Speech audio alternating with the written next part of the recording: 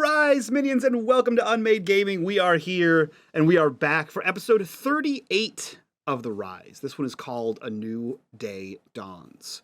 And if you guys like what we do here and you want to support the channel like these fine folks, the best way to do that is over on our Patreon, link in the description down below. You get access to all kinds of behind-the-scenes exclusives, some artwork, some cool blog posts, and most importantly, our after shows where you get a exclusive look at the insight of our players into their characters.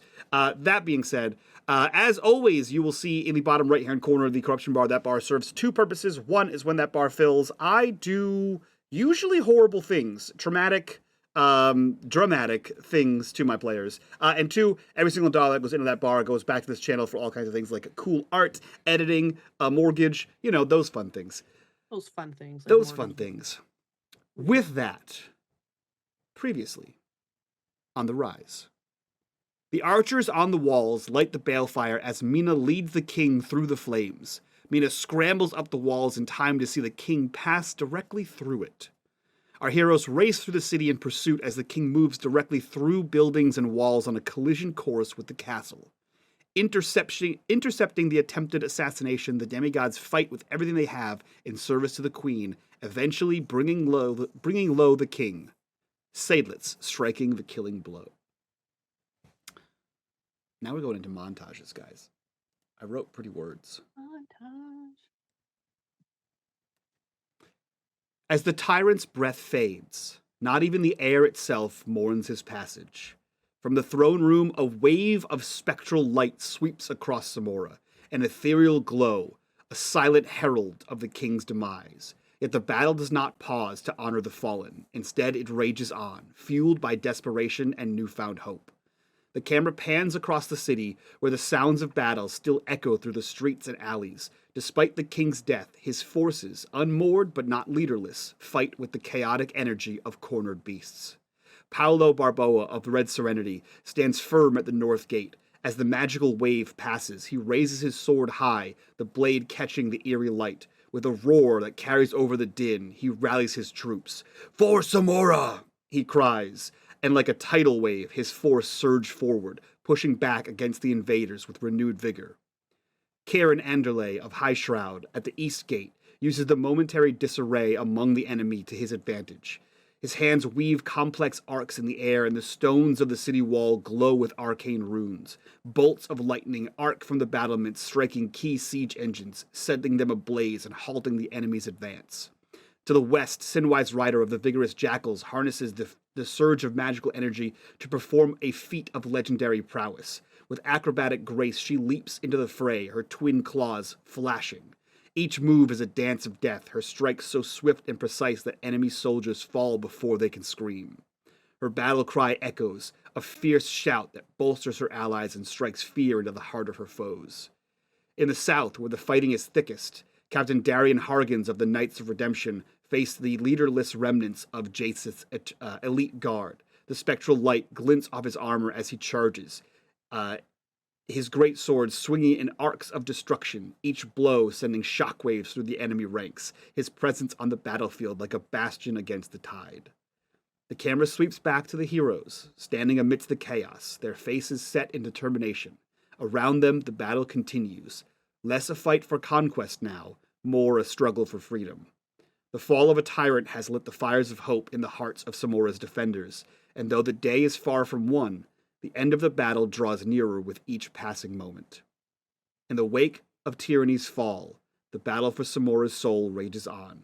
Heroes and generals alike forge their legacies in steel and spell, each moment of valor a stroke in the grand tapestry of history that will tell of the day when Samora rose from the shadow of oppression and claimed its light.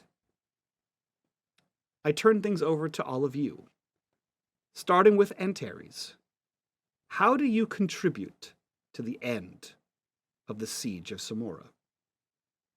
Well, you gave us a really good visual of Captain Hargens and the Knights of Redemption fighting this elite guard, and I think we see Hargens fighting for all he's worth, and he gets hit from behind and he kind of staggers, and he gets rushed by a group of these elite soldiers, and he's like getting rushed, he's getting pushed backwards, and he almost falls. But then there is a whistle in the air that gets the guards' attention, and they all look up, and then two spears come flying in from two other Knights of Redemption, and they look up and they see Antares and the remaining seven guards rush in, and they clash back, and Hargan is righted again, and then Antares grins at him and gives him a wink, and raises her sword, and the two of them fight side by side with the rest of the knights. Hell yeah. Yeah. Next up is Seydlitz. Seydlitz, how do you contribute to the end of the war in Samora? Seydlitz is guiding the archers to keep the walls defended, break their numbers, and basically he's just cleaning up at this point, in his opinion. And when everything's done, he walks back to his family's house to send some letters Okay, for when the siege is finally broken. He can tell his family to return. perfect. Mina, how do you contribute to the end of the war? Mina sends a runner to get the Jund company to take over defense of the palace, since the Joseph laid so much waste to the guards here. And you see him standing atop the stairs of the palace, directing his troops, still listening for any prayers where they might need assistance on the walls, occasionally dispatching a unit to help in that defense, but basically standing atop the stairs with his troops around him, just ready for any other tricks that might come their way, threatening the queen. Hell yeah, perfect. And that's it. That's all of our combatants. End of my time. No, Corax, how do you contribute to the end of the war effort? Corax goes house to house and steals as many books as he can while everyone is distracted. Makes perfect sense. And sells it back to the right? owners. Yeah, and sells it back to them. They're going in his library. He needs books, right? That's true. Corax is spending his time running around the walls, not around in a circle, but he would go to a point, climb up, and he's just using that as an opportunity to make a show that gods are protecting Samora. He flares up his nimbus like he did when Jason was there, brings his books around him, throws a few spells out, drops that back down, runs across the city to another area, and he's just trying to make sure that the enemies know that gods protect the city, and he tries to do it in as many places as he can. Interesting. I love that. That is a good use of non-combat. All right. As the final echoes of battle fade into the crisp air of dawn, the city of Samora breathes a collective sigh of relief. With the invaders defeated and their remnants retreating into the distance, the weight of potential oppression and conflicts lifts from the shoulders of every citizen. The camera sweeps across the city, capturing the first tentative steps toward peace and recovery. As the dust settles and the sun rises over Samora, the city awakens to the first day of its new freedom. The streets, once battlegrounds, are now pathways to rebuilding and reconciliation. In the heart of the city, the market squares that had been deserted during the siege begin to bustle with life once more. Traders cautiously set out their wares, and the sounds of haggling eventually fill the air, a mundane but powerful symbol of normalcy returning. Children whose laughter had long since silenced by the drums of war now play among the stands, their games weaving through the legs of adults who share stories of survival and heroism. Citizens once barricaded within their homes now venture forth, their faces marked with resilience and strength that saw them through the darkest days. Volunteers and city guard work side by side, clearing debris and repairing damaged homes and shops. Near the city gates, makeshift memorials spring up, adorned with flowers, candles, and tokens of remembrance for the fallen. People of all ages gather, some in quiet contemplation, others sharing tales of the loved ones they lost.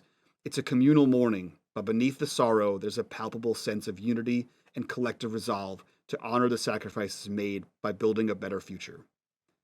In the evenings, the squares fill with citizens gathering to share food and stories. These communal meals, lit by lanterns and surrounded by the murmur of conversation, are a testament to the city's indomitable spirit.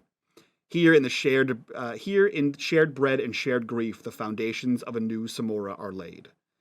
The camera finally moves to the halls of power, where the queen and the city's leaders, alongside the heroes of battle, convene to discuss the future.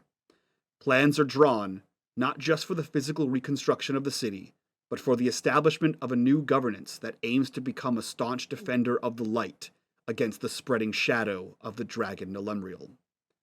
As the first week of peace draws to a close, the scars of war begin to heal, and hope, like a delicate but stubborn flower, takes root in the once barren soil of Samora. The war is over, but the journey of rebuilding is just begun. It has been a week since the death of Jaseth, clearing out troops in the city, outside of the city, captives, rebuilding, etc. A week has passed since the king has died. What have you all been up to? I'll go first, if you guys don't mind. Sure.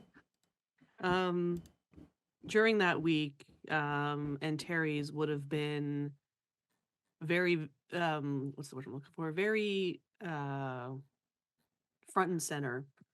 Her and her knights, they are at the forefront of rebuilding and helping fix, do repairs. Like they're fixing wagon wheels, they're putting carts back together, like a lot of mundane little things.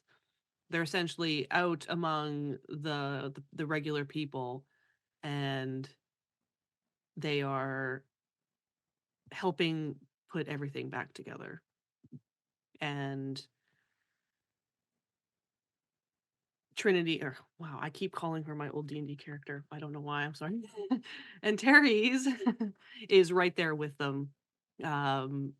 She's not like in any finery or anything like that. She's just in her regular like clothing, and she is helping wherever she can and coordinating the other knights, however many survived, to do that. And maybe even she's put Captain Hargan in charge of if there is any new recruits that they may have gathered during that battle. So Are you attempting to use this as a promotion strategy? not overtly. They're not out there going, "Hey, come to the thing." This is all about redemption right Okay. now.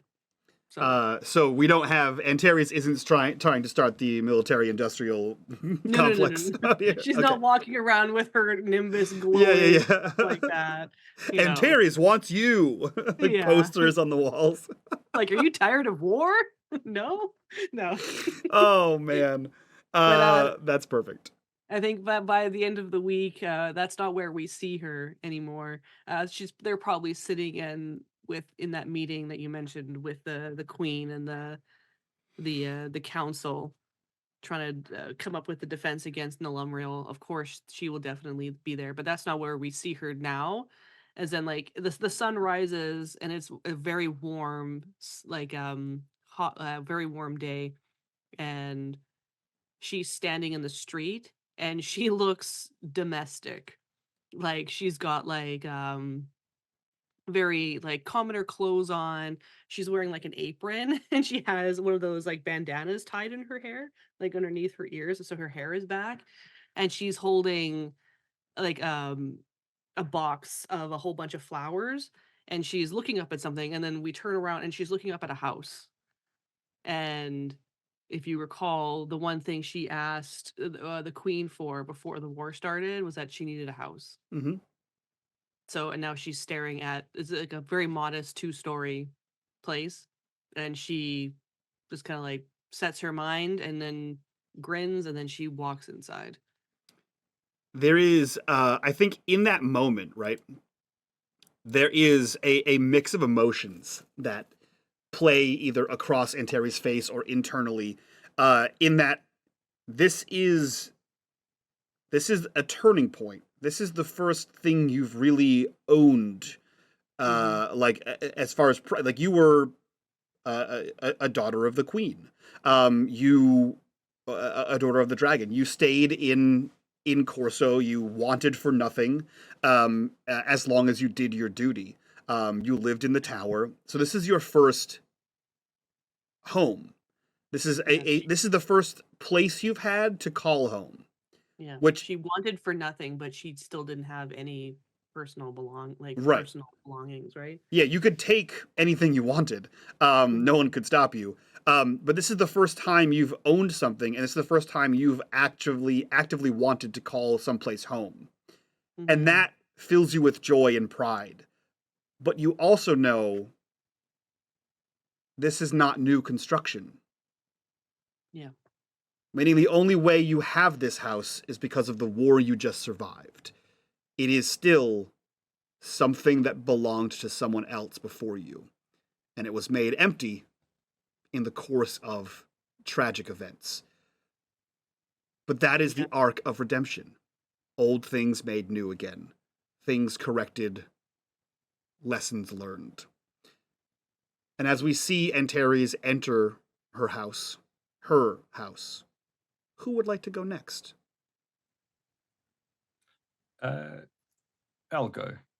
So Korax spends a lot of the week going from memorial to memorial with a ledger. And he is taking note of every name of every defender whose life was lost in defense of the city.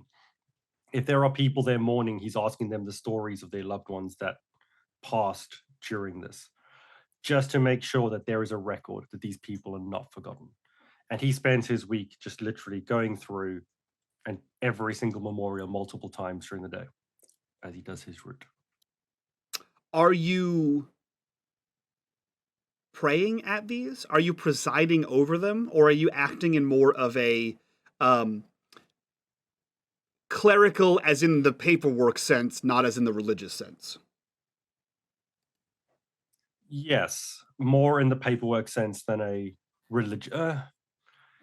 I mean, he believes in the gods. Mhm. I think his ultimate goal here is to have people know that the gods care. Same as when he was running from wall to wall. He wants people to know that the gods care about Samora, care about its people.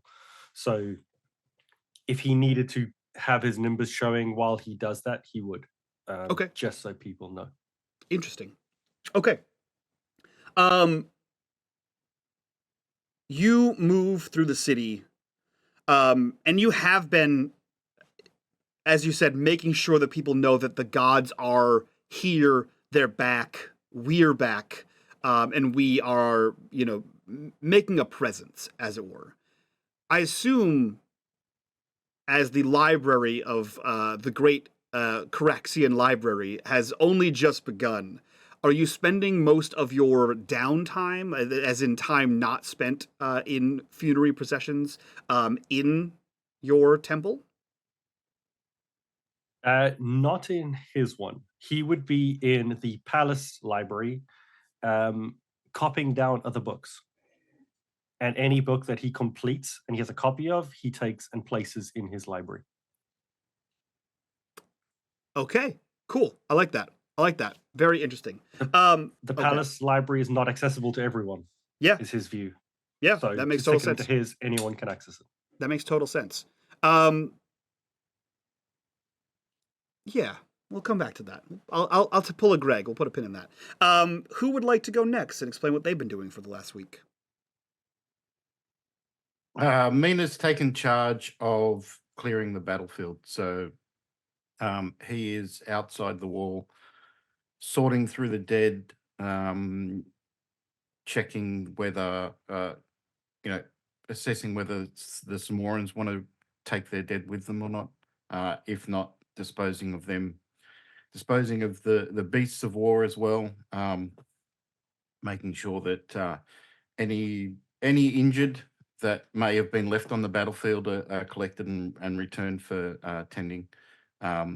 Just basically trying to help outside the wall to return to normal as quickly as possible.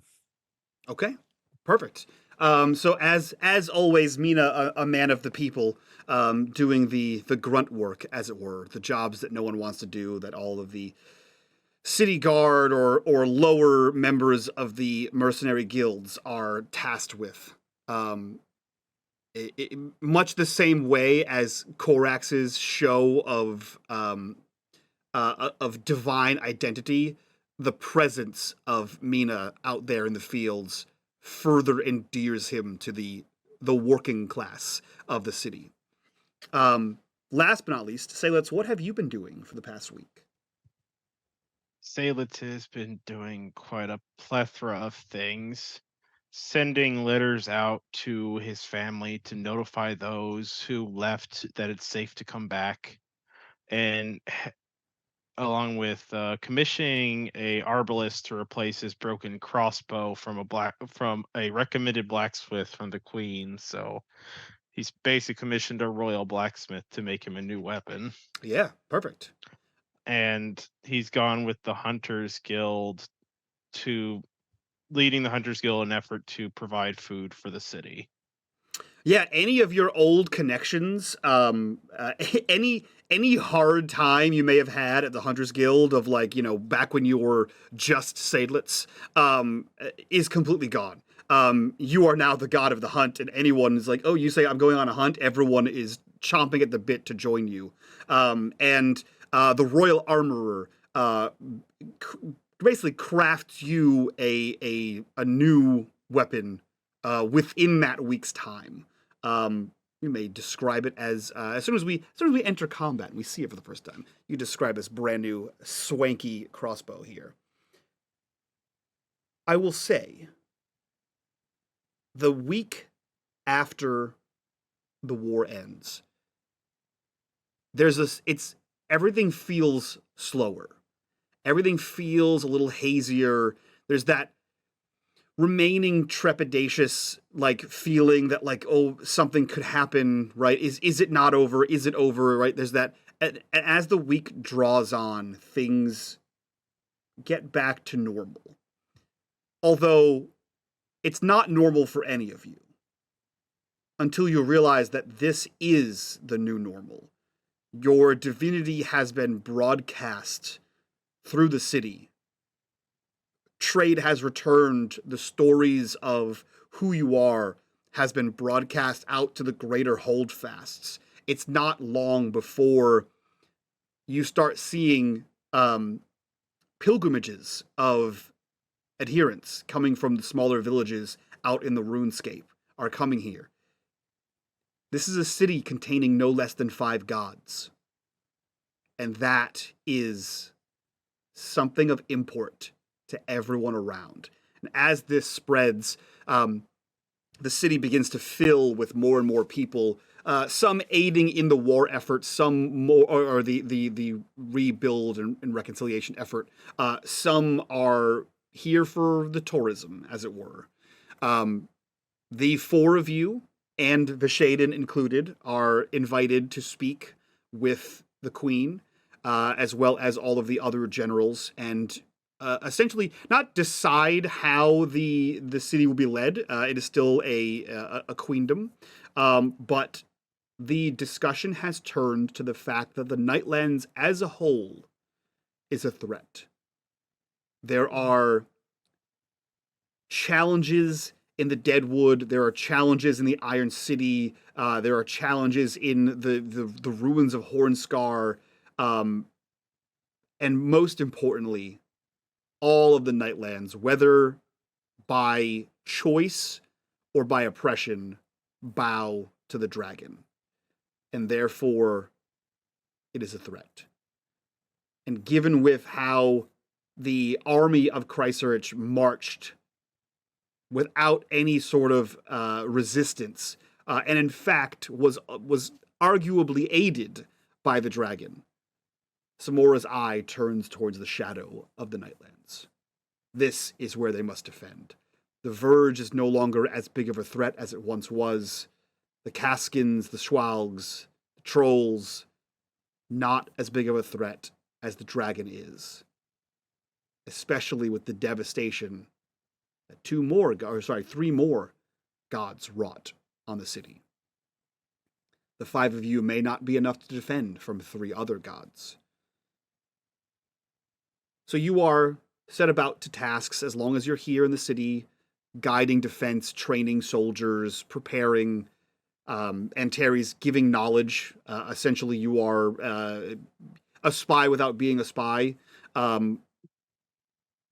Yeah. So that happens over the course of the time, interspersed with whatever you guys have been doing in Terry's. I do have a question. Yeah. Where's Dresden? Did he survive? Dresden did survive. Dresden, Dresden actually, you come to find out, he did not participate in the war in a traditional sense of what you would expect. However, he is I will say he talks to Antares the most, but he is incredibly tight-lipped. He's even more tight-lipped in the presence of Korax. And you have gotten that there are a vast number of unmarked ways to get in and out of the city. And he was essentially shuttling people to safety out of the in and out of the city. So Korax and the Royal Library knows of some of the ways. Apparently, there are a large number of other ways that if you know, you know, and if you don't, you'll never find them. But he and the adherents were getting people in and out of the city through the siege. He was a siege breaker. And I also want a full detail about Quinn and Andreas, the knights. They were helpful. Oh, yeah. I believe, did you not dismiss them from that role? No. Oh, they just stayed there the whole time? Yeah, because remember we were in the church, and then I gave them a chance to go sleep because I was gonna like sulk and do the guarding. Yeah. And then the war happened. Late. I'm like, hello. Yes. To not draw the ire of You Should Smile More. You can tell that there is a little bit of like appeasement in his answer. But it is very much like they were fine.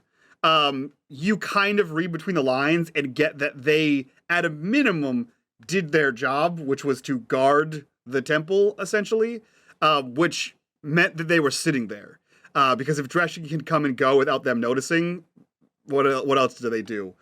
So they did their job to the best of their ability. She looks nonplussed by that description because I have in my little note here guarding Dresden. Yeah. Not the church. Yeah. They were supposed to be his essentially bodyguards. Well, they weren't allowed in the adherents, like in the underground base. So they were as far as they could go was the church. And he can leave by other means. So as far as they know, they guarded him the whole time. Yeah, so then she would give Dresden a look like they were supposed to be looking out for you and you were avoiding them. They did their job. They looked out. Do you know how hard I'm trying, Dresden? To do what? To make things better. At least start the ball rolling. And she's kind of being cheeky here. It's like, you're making it difficult, Dresden. I had things to do. 2 walking, clanking suits of armor were not helpful to my cause. They did what you told them to do. They were not allowed inside the adherence temple. They were staying here in the church proper. And they looked out. Okay. I do understand what you're saying. And you're my friend, okay? I don't like the idea of you traipsing about the city without protection. So what can we do here to have Andreas and Quinn be beneficial to you? Clanking armor, I understand, yes. It's not very stealthy, right? They like to draw attention to themselves. Perhaps maybe a wardrobe change, or like maybe if they were more like rangers. They're I want them to I want you to have them. I'm giving them to you, He Dreschen. he looks to you, and there is as much like as much parental look in his eyes as there is condescension in his eyes. And he like places a hand on your shoulder and he says, "Sweet child, I have been traipsing around the world since before the fall of Elanehtar. Since before you were in short pants. I am fine. I understand that you met a bumbling fool, but that was my intention." She kind of looks like, that's not what I was trying to say. I don't think you are a bumbling fool, Dreschen. I know you don't, because I am not. However, what I am is someone who traipses around the countryside. So what you're saying is that there's no way for this to be useful to you in any way. And I know she realizes she's kind of talking to them like they're they're her property. Yeah. So she And, kind of and it's very much pulls back. it's very much like a kid talking to their parent, like, "I'm trying to help you. Give me They're your car standing keys." right there. Yeah. They're standing, just looking back and forth. Yeah.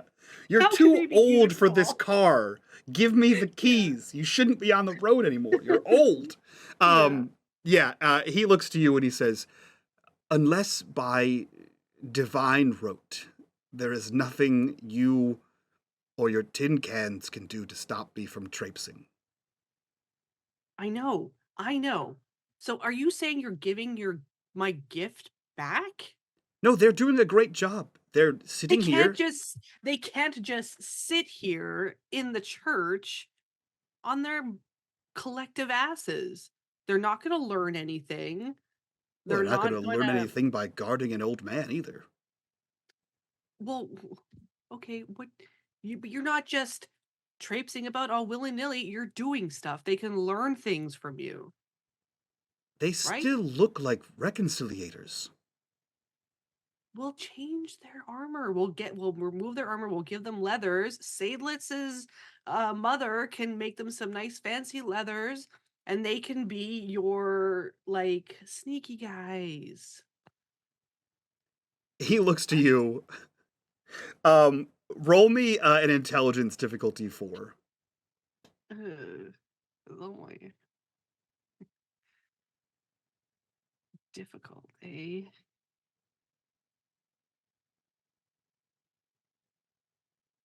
Failed. Perfect.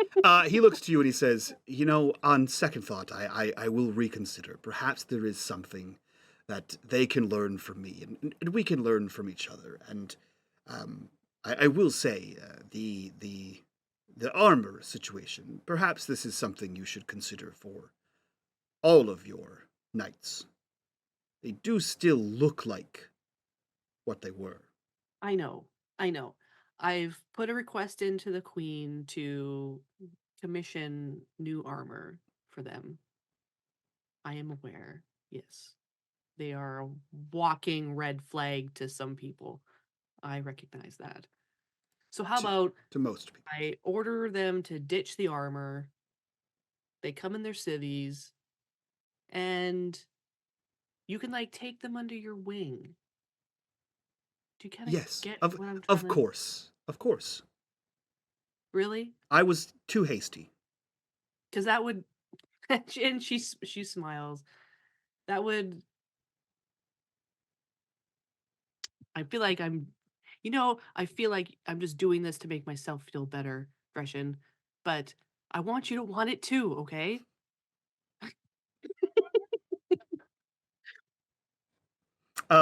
He goes. I It would understand. mean a lot. It would mean a lot to me for you to accept their what is it, their patronage. I guess I don't know. I understand. I didn't fully grasp how important this was to you. I will take them on. Thank you. And she will reach out and she will pull him into a hug. Thank you, Dreshin. He hugs you back. And what Antares doesn't see on that botched roll, but the audience sees is the camera turns, like, spins around, so you see Antares' back and Dreshin's face, and he looks to the two of them and goes, and I think that is where that scene ends. She's trying so hard.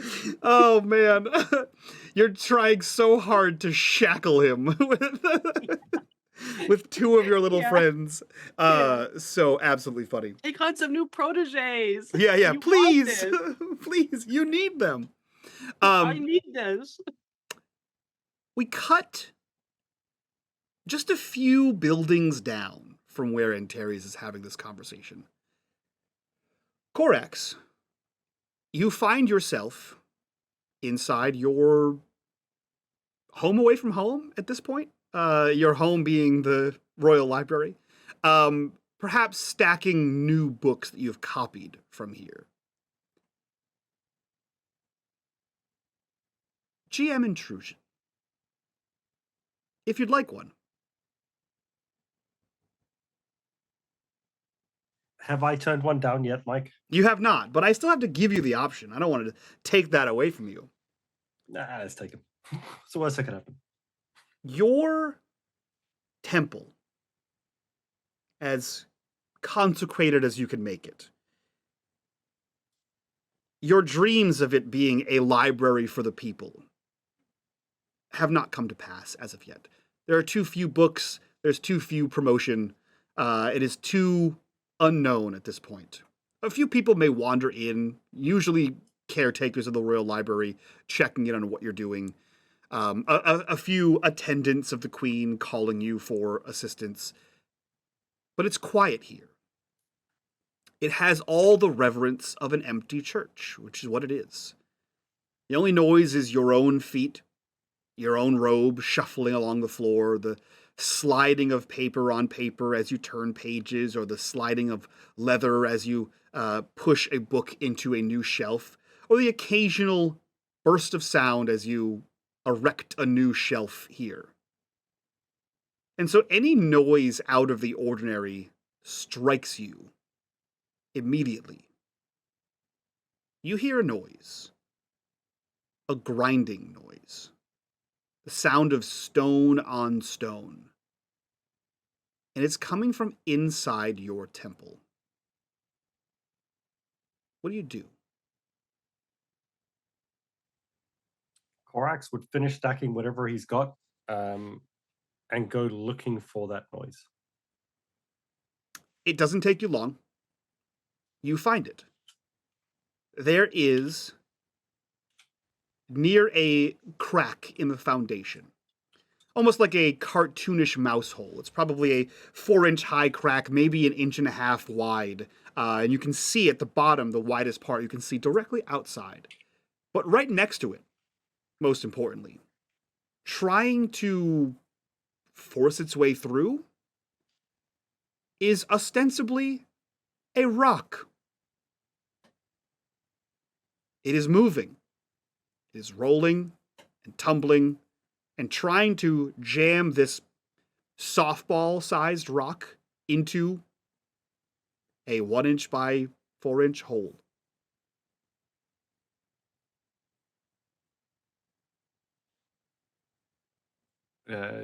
He wouldn't try and pick it up. He would try and knock it with his foot. You knock it away with your foot, meet little resistance. It's like kicking a regular rock. And as soon as you kick it away, you see it rolls back towards that hole and begins to try to force itself through. Is it completely round? It's not like a ball round, but it's like a stone you would find in a riverbed, I'll say. So it's not like craggly. It's definitely been smoothed by whether that's wind or water. You're not sure, but he would at that point. Then once he's kicked it away and it goes back, he would lean down and try and grab it and pull it out the way and peer into the hole and at the rock. You hold the rock in your hand, you look through the hole, and you see the outside. Nothing special about this hole whatsoever. It just seems like an exit point. The rock, however, is moving and squirming and rolling and trying to like break free of your grasp as you hold it. He would then make his way towards the door carrying this and place it on the ground. Is the door open? To the front of the church? Yeah, Yeah. it would be. Okay. You place this rock down, and the rock rolls left and rolls right and sort of like spins in a circle, and you see it start to roll out of the building. Down the road? Yeah. This rock is He fucking would- off. He would follow it. Okay. You see it roll, and like it's not like rolling like consistently. It's kind of like wobbling to the side. It'll roll this way.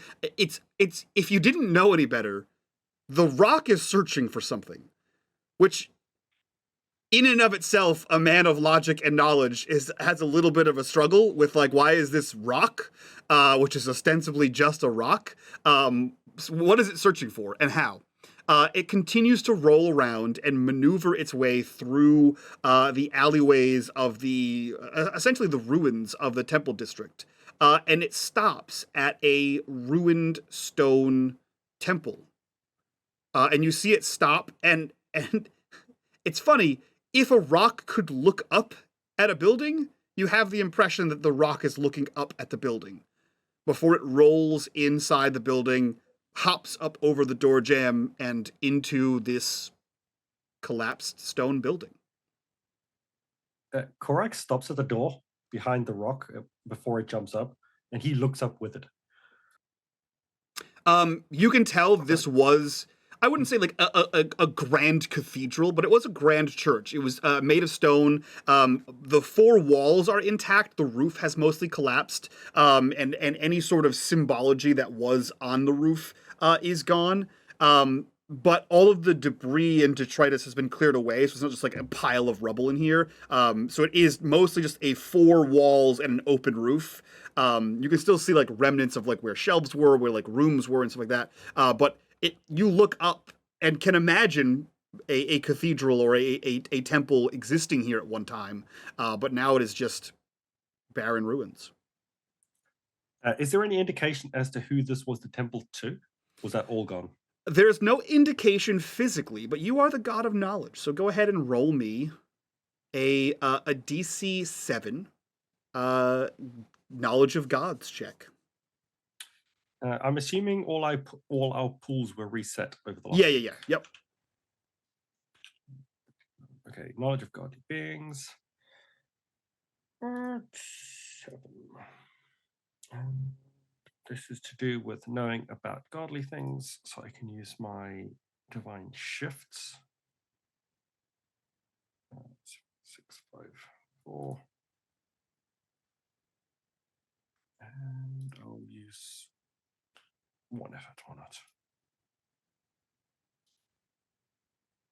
Success. Great.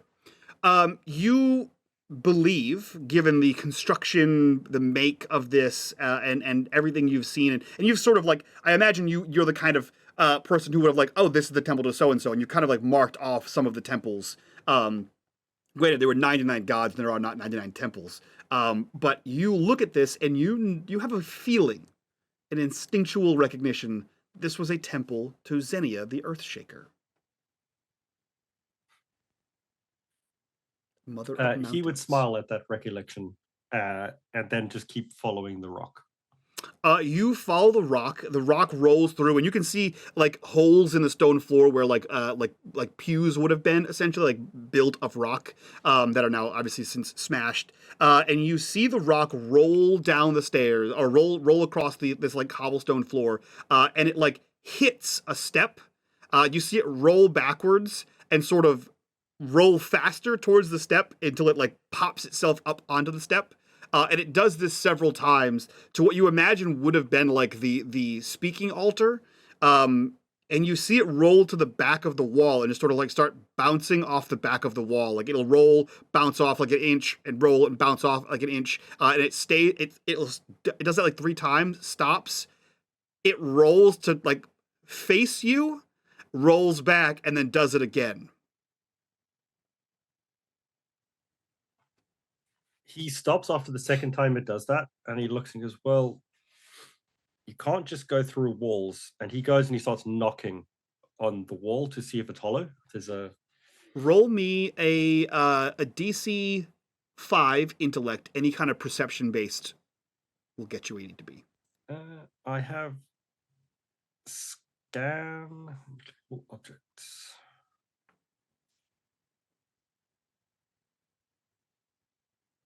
Scan, I think, tells you like the level and mechanical information of the creature you're fighting.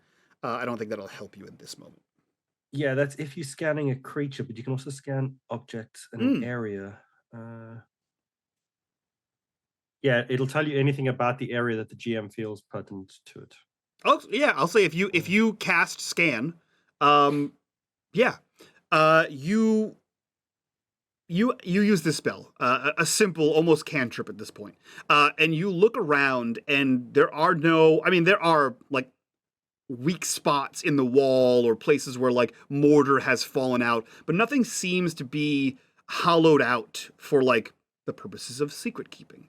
And as you sort of look around trying to figure out what the hell this rock is doing, you look down at it, and you notice with this new like clarified vision, much like when you were knelt down on the parapets of the walls, there's something rubbed in the dust and dirt in the floor. He will pick up the rock so it doesn't disturb it anymore and try and decipher what it says. If it's the rock no longer writing. moves, it stays perfectly still, and you see 3 words written in the common tongue. Not all dead.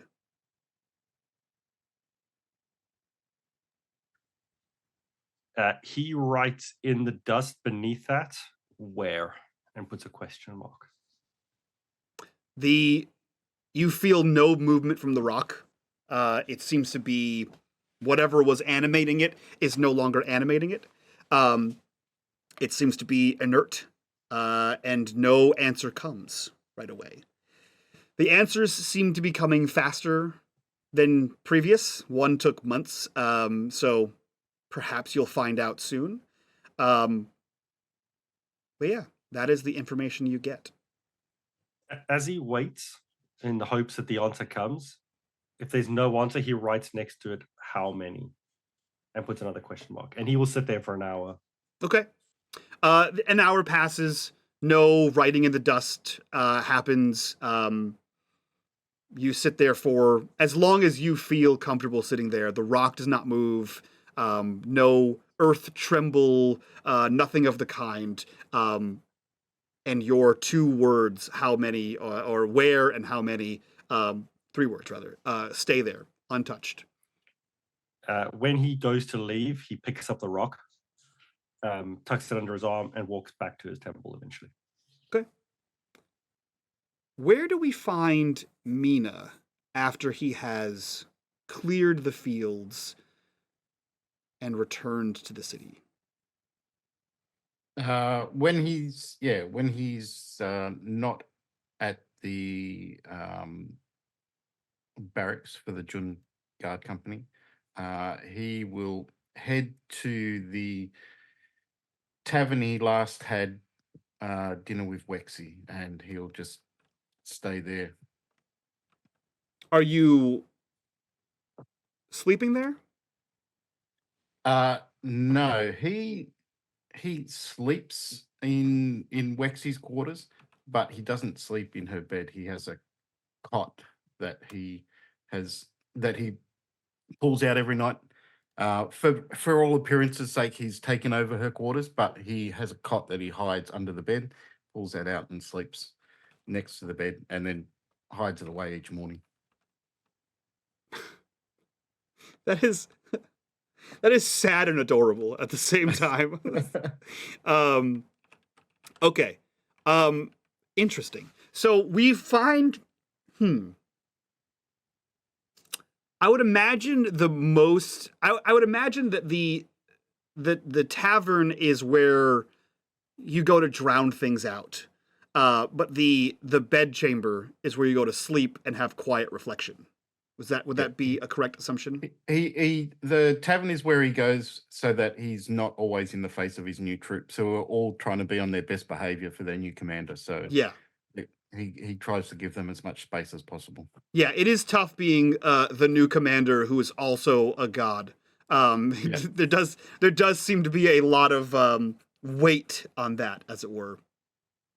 So I imagine one of the nights after the bodies have been burned in the field or taken back for injury or something of the kind, you are preparing to bed down in this small bed that you tuck away. Is there any sort of evening ritual that Mina goes through at the end of the night? All he does each night is he's taken to reading through Wexy's journal that he received when he was notified that his family was taking over the Jun Guard Company. So he's skimming through that,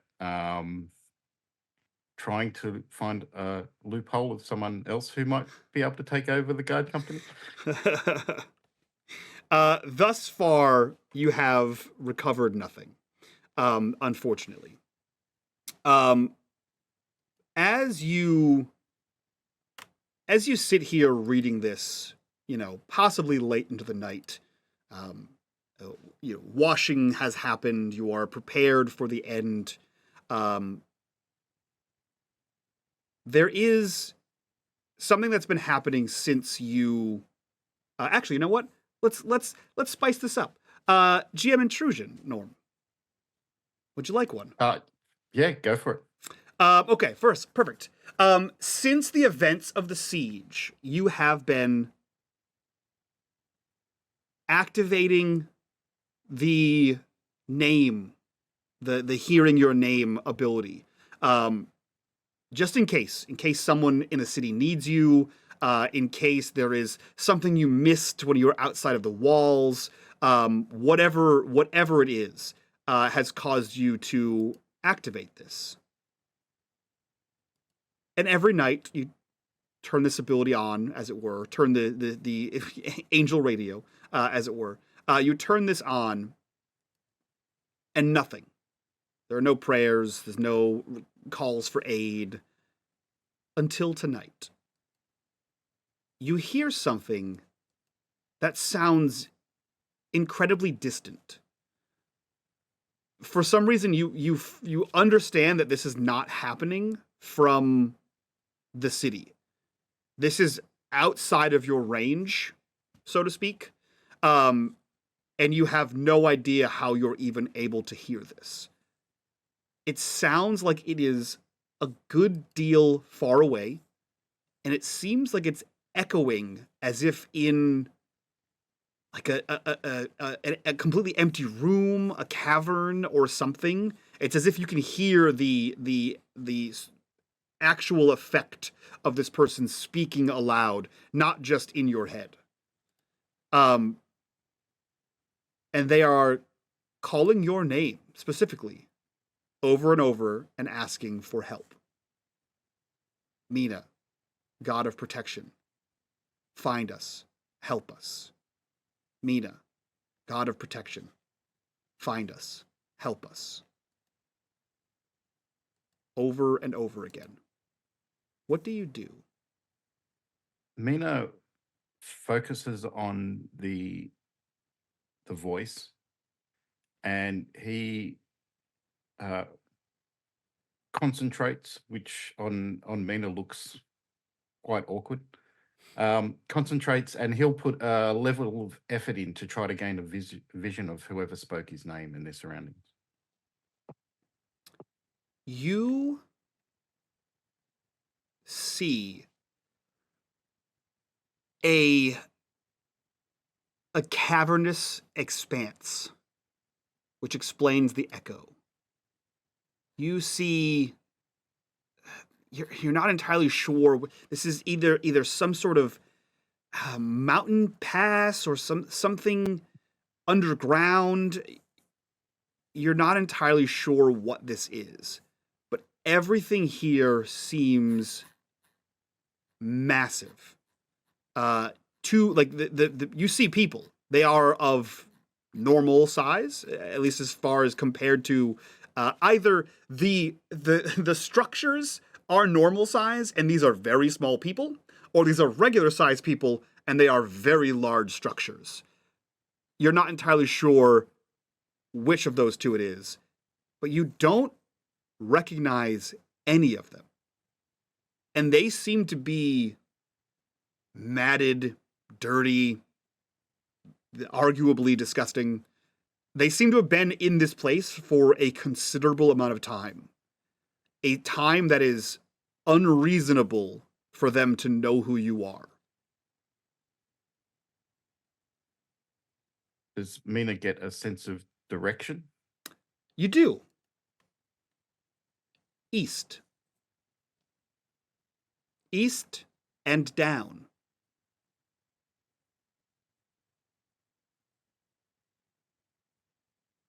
Like Mina, in the ground. yeah. Mina quickly starts preparing his gear for a trip. And he starts making preparations. He wakes up his adjutant and tells them that they'll have to take over for a while. He's going on a trip. There's people that need him. Okay. Where do you go? Do you rally the troops or do you just start leaving? Before Mina goes anywhere, he would go and inform the Queen. He thinks it's probably important enough that she knows that he's leaving the city. Okay. Do you wake up your companions? He would probably, at the very least, let Korax know that he's going. He's Okay. not sure if the others would care. Great. So we'll say you head, and even if you can't speak with the Queen, there's always an attendant on staff at any hour of the night. But that puts you in the castle. And I will say for this scene, we'll have, this is one of those moments where Korax is in the library, copying down books that he has deemed important.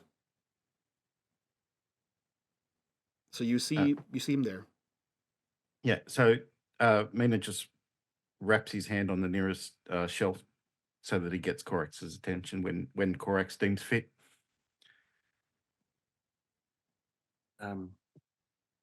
Mina, you're right. Yes. So someone was praying to me for help. So I guess I have to go and help. I don't know where they were. They're outside the city. I mean, outside the city is quite a big description. I can narrow it down. It's east. I mean, there's a lot east, Mina. East and down underground. They knew my name. I think they've been trapped for a while. I don't know how they know my name.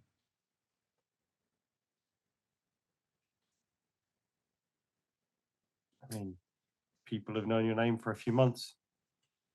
Months? A little close to a month, a couple of months, yeah. I know it enough to pray to me and expect me to hear.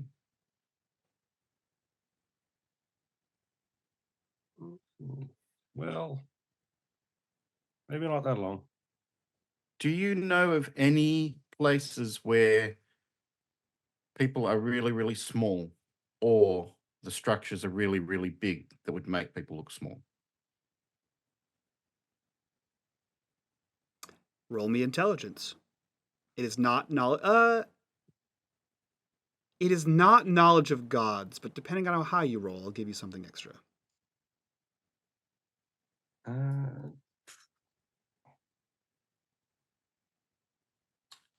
Nothing is gonna help. Not even his divine shots. I'll set the difficulty to 1 just to do the roll. It is knowledge based. It's just not. Great. 17. The stairs of the Colossi. This is the largest cavern in the third deep. It is full of massive structures, of massive staircases and buildings and statues of massive, tall, humanoid things.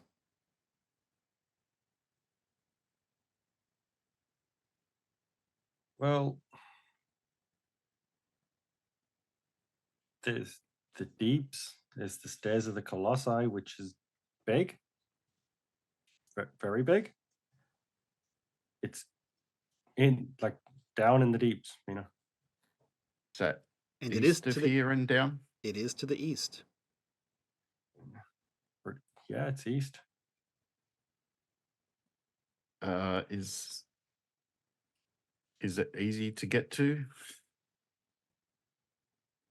No, Mina, it's in the deeps. People Yes. die going there.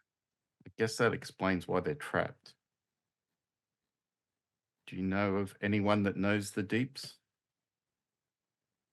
I know someone who knew someone. Seydlitz?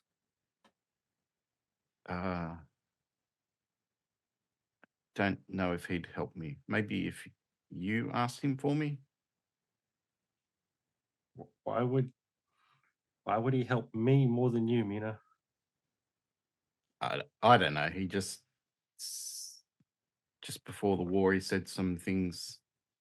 I don't think he likes me the most. I mean, he gives off that grumpy air, but he's probably just a big softy underneath.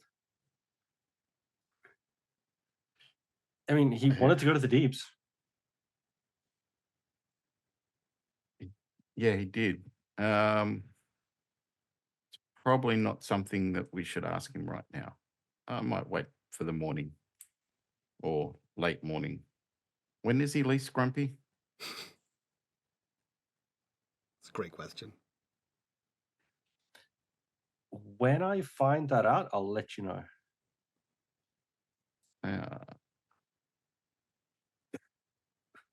Okay.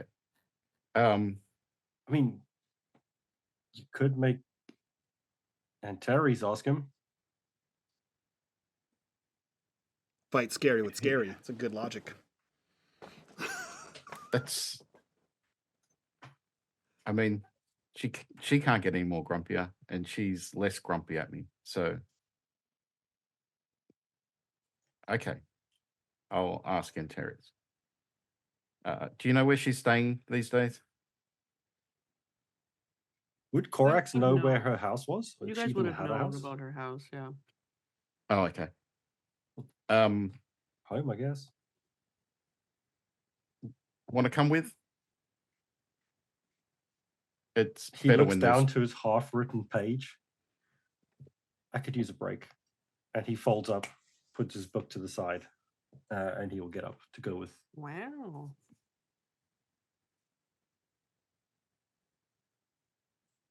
As he stands, like his back is all locked up. Yeah. As he stands, because he sat there for like You do the old 12 man. hours. Perfect. The two of you exit the castle and head down through the darkening streets of Samora, to a district that saw some damage in the siege, but mostly is intact. And you see a home that you now know to be Antares' new house, a 2-story, simple house. Mina looks at Corax. Knocking on doors is your thing. Correct stands alongside him, knocks on the door, and as he hears a noise, he will step back so Mina is in the front. Perfect. And Terry's, you hear a knock on your door. Yeah. Since you mentioned before that the problem with redemption is now that she's living in a house that someone once lived in, she's probably having a little bit more trouble sleeping than she would have ever thought she did. And I think it's when she was walking around the house for the first time, and then she noticed on one of the door jambs in the hallway, she saw the height markers of children and then names written next to them. So I think that's kind of where some of the guilt may be coming from, that she's living in this house and she doesn't know what happened to the family because they never returned. So yeah, she hears this knock on the door, and I think she's like, uh, she's in her like negligee a little bit, like with a nice robe over her, and she's got uh a mug of like something hot, and she's like, who is knocking on the door? And she gets up and she opens the door, looking out. It's not a bathrobe, it's just a robe. You see Mina front and center, and slightly off to the side, Korax. Oh, Yeah, Mina You- realizes Corax has taken a step back and quickly takes a step back too. okay. What's going Perfect. on? What are you guys doing here? Not that it's not glad to see you. Corax had something he wanted to ask you. Good children. Mina is afraid to ask you to ask Seydlitz if he knows about the deeps.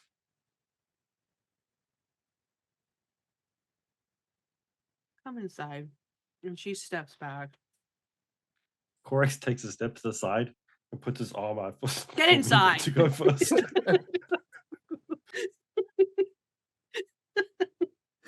Jesus Christ. And she like pulls her little like sad robe closed and like ties it. I just imagine, for some reason, I now just imagine Antares in one of those widow robes, like oh no, my husband died. Yeah. Whoosh. As she dramatically walks into Yeah. the kitchen.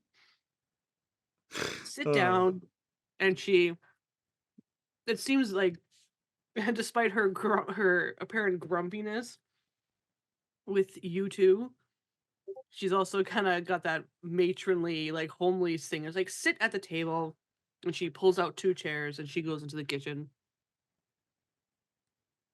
and she pours 2 big mugs of tea. Less grumpy than she used to be. Yeah, She might be okay asking the questions. but maybe when she doesn't have a sword on, she's actually kind of nice. I can still kill you without a sword. And she comes back in, smiling. And she puts the mugs down. Yeah, Seriously. Mina looks at the tea and then just pushes it away. It's not poison. You just said you didn't need a sword to kill us. Have you been getting out of the barracks at all this past like week and a half? Yeah. Other than clearing bodies of undead off the fields? Yeah, I go for dinner at the tavern. With who? Well, the barmaid's there, the waitress. She's kind of nice. She talks to me sometimes. I like where this is going. And she pushes the tea back at you. Mina, you need to, and I understand this is very weird coming from you need to get out more. Okay? Okay. In fact, I was thinking of going out, like way out, like out of the city. Oh, right. The deeps. And she pushes the mug to Korax, and then she sits down. You realize Seydlitz wanted the queen to fund an expedition for him, right? You were all in the room when he asked that. Yeah, but he might not ask me along. Why wouldn't he? He is grumpy. Okay. You're a big Um, boy, Mina. Drink your tea. and Mina drinks it very quickly. And it's hot. And he just grimaces as it goes down. Yeah, but he's less grumpy with you. I wouldn't really say that. It's just his demeanor. He's not always grumpy. She Name a sips her time tea. when he wasn't.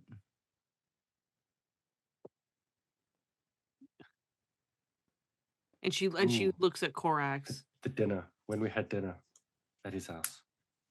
Yeah, he's very pleasant when he's with his family.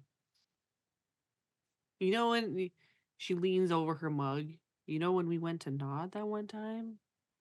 She cuts her eyes to Korax. He gave me Yeah. a hug. So Wow. Mina's right then. He's nicer to you. What just Hence, You just- Korax coming here to ask you to ask Seydlitz to help me find there's people trapped in the depths, we think, and they're praying to me. They need help. Right. So that you want to go gallivanting into the deeps. She Isn't thinks- that what gods do? And if people pray to them, they go and help them. Well, I remember someone telling me that not all prayers are answered. She cuts her eyes again to Korax. I don't want to be that kind of god.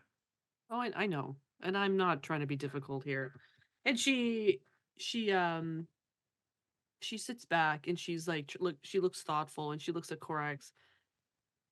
Didn't we, the three of us, offer our services to Seydlitz? We said when this is done, we will accompany you because he's trying to find his father, right? Korax nods. I'm pretty sure we all offered ourselves to help him. Do you know when he's going? Because I think I've got to go kind of urgently. No, I haven't seen him in a couple days. Can you ask him anyway? How about we all ask him? Okay, that's sips her tea he's not again. going to be extra grumpy at that. I don't think he's going to be grumpy.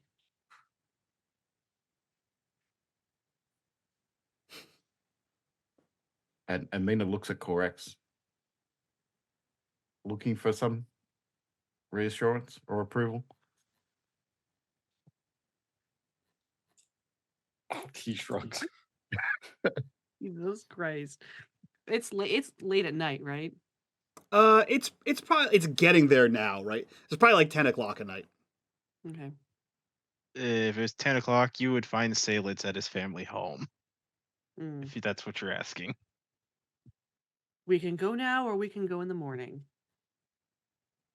Well, she looks down at herself. I have to change, of course. Not dressed appropriately to go outside. Yeah, Mina looks specifically away from Antares when she looks down at herself. He goes, yeah, but it felt kind of urgent. They were praying. It's getting a little bit annoying. Don't listen to them.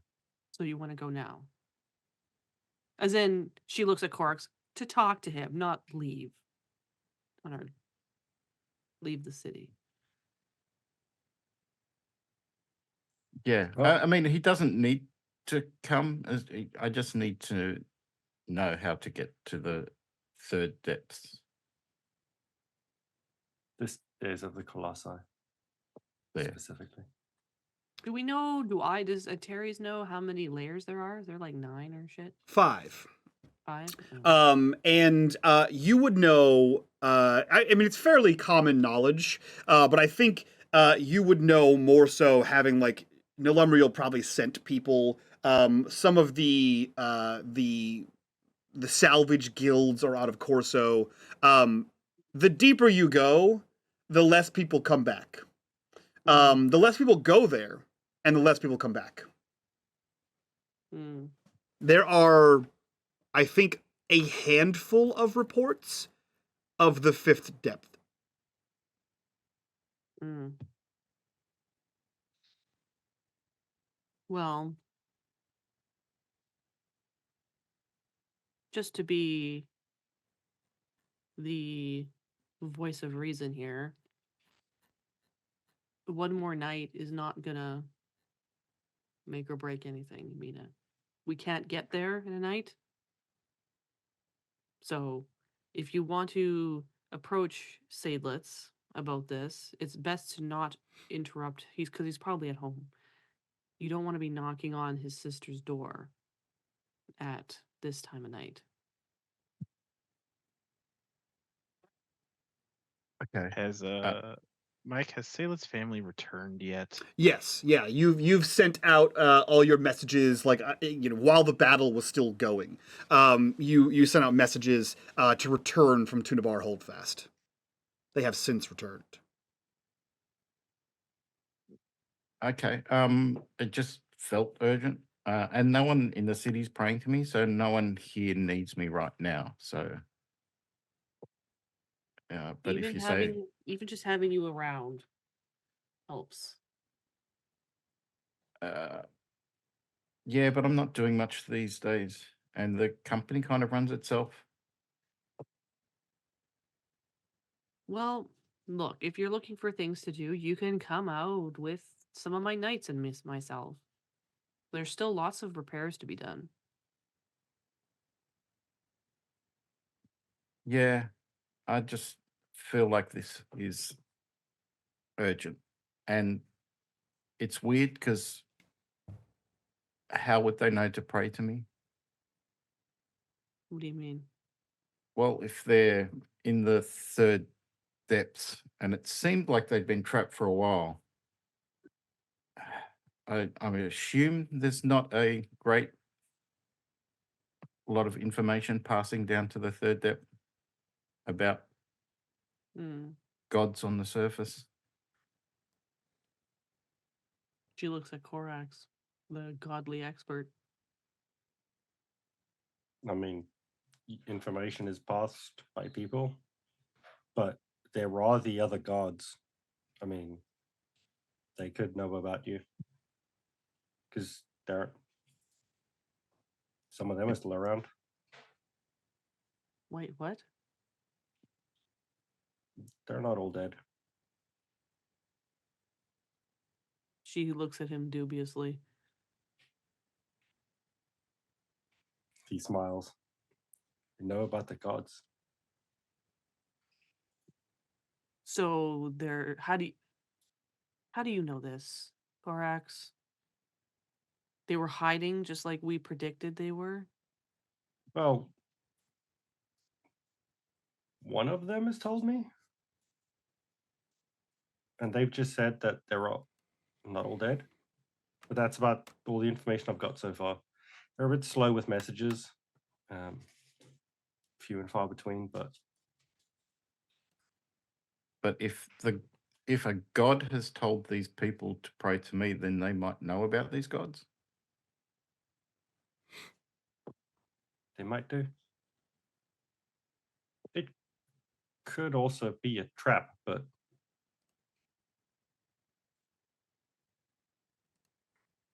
I mean, Not a trap if you know it's there. still a I trap.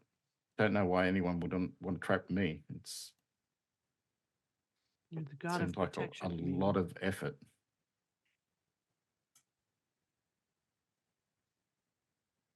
But Well, regardless, I think we should go talk to Seydlitz tomorrow.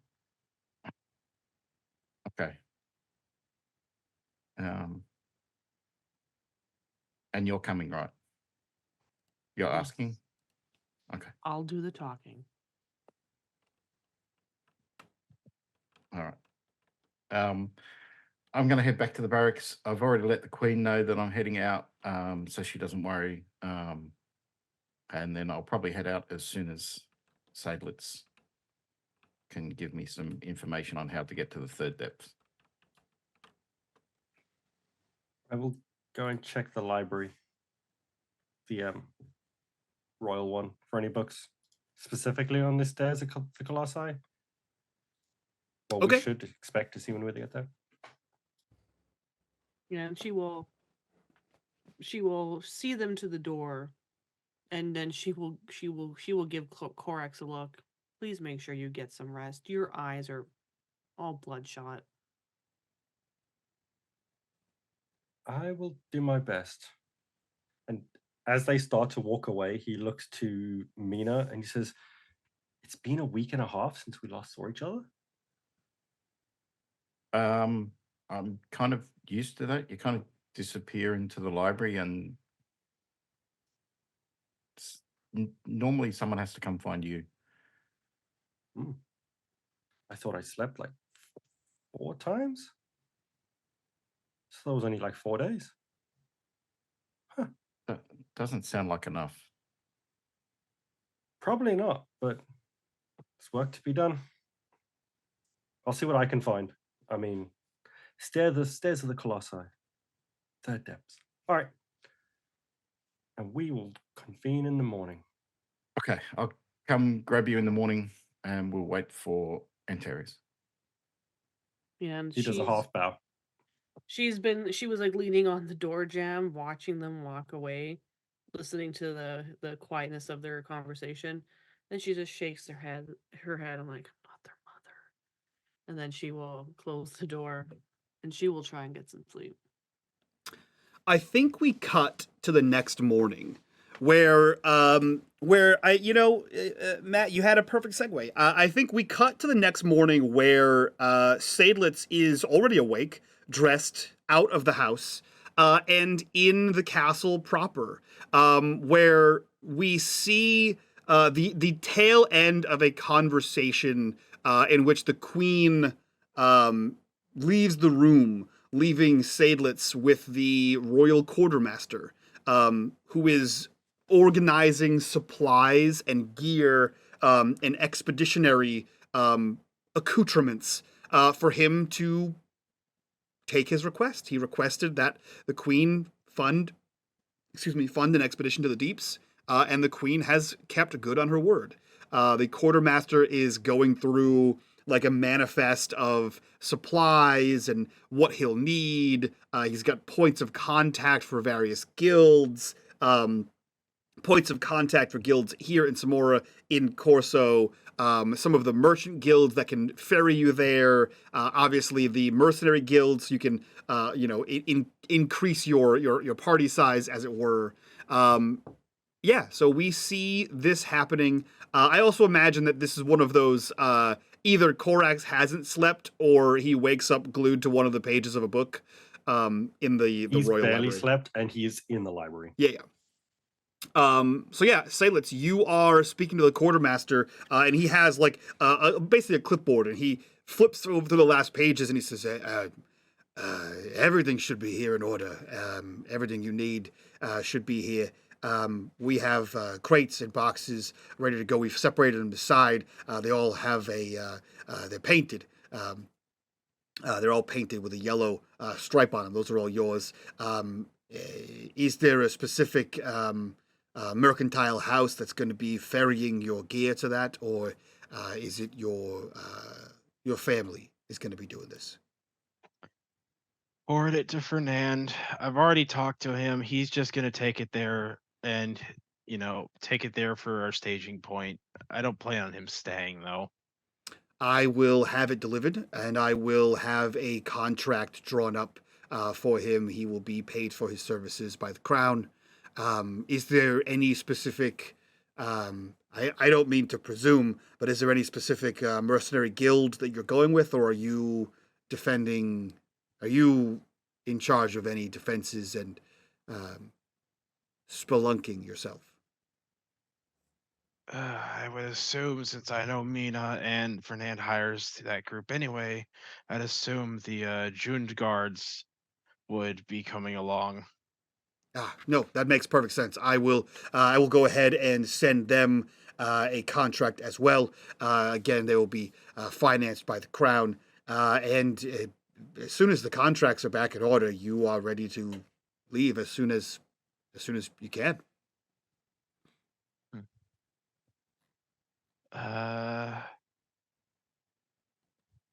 Then make ready, I guess, to probably leave in the next 10 days. Understood. We'll have everything brought over to Fernand's company, and we will have all the contracts sent over with emissaries to sign them on the spot and have you ready to go. Thank you. Is I there know anything that's a else bit you of need, an sir? ask since I made this request before the war. Will the It- city be fine without these? The city has enough resources, and we still have traders coming back from the holdfasts. Trade will resume soon enough, and we will be right back where we were. All right. Send a messenger to the White Caps to request a guide. Understood. That will be sent out later today. Is there anything else that I can help you with today, sir?